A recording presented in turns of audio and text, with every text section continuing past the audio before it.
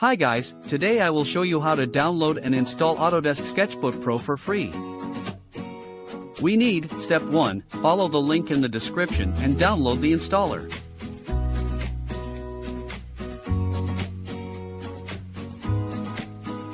Step 2, unzip the archive and enter the password 2022.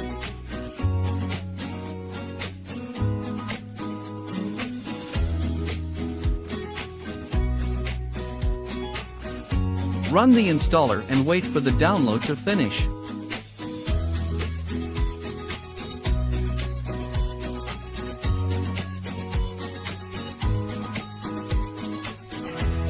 The program is ready to use. Launch a desktop shortcut and get to work.